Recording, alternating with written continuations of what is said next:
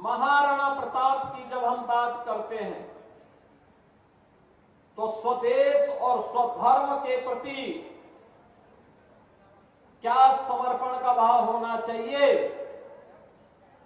इसका उदाहरण मध्यकाल में महाराणा प्रताप के व्यक्तित्व से और उनके कृतित्व से हमें प्राप्त होता है। याद करिए, तनिक स्वार्थ के लिए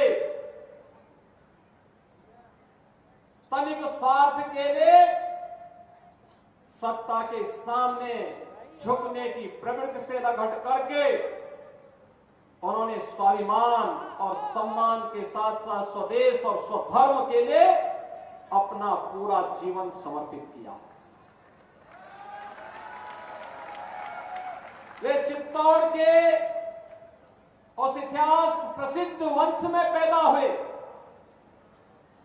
जिस इतिहास प्रसिद्ध वंश ने देश के अंदर महाराणा सांगा जैसा प्रतापी राजा दिया था। महाराणा सांगा के बारे में कहते हैं कि उनके शरीर में युद्ध भारत के लिए विधर्मियों से लड़ते हुए इतने घाव थे कि उनकी गिनती करना भी कठिन था, लेकिन तब भी उन्होंने भारत के सनातन धर्म की ध्वजा पताका को और भारत के स्वाभिमान को विधर्मियों के सामने कभी झुकने नहीं दिया था। महाराणा सांगा के समय में भारत का इतिहास बताता है, भारत की सीमाएं ईरान तक पहुंच चुकी थी।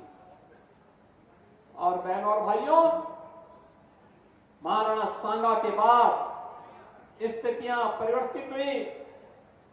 एक समय ऐसा भी आ गया था जब महाराणा प्रताप को गद्दी मिली थी, तब ज्यादातर भूभाग, महाराणा प्रताप का जन्म 1540 में कुंभलगढ़ में होता है। चित्तौड़गढ़ का मुख्य भूभाग से उन्हें हटना पड़ा था, उनके पहले से ही उनको उससे संबंध समाप्त हो चुका था। लेकिन मात्र 28 वर्ष की उम्र में पहला युद्ध उनको लड़ना पड़ा था।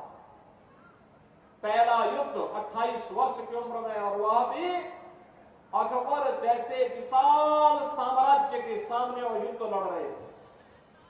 और फिर 1576 में जब हल्दी घाटी का युद्ध जून 1576 में होता है, मात्र 36 वर्ष की उम्र महाराणा प्रताप की उस समय रहती है, और 36 वर्ष की उम्र में हल्दी घाटी ने उन्हें राष्ट्र नायक बना दिया। याद करिए,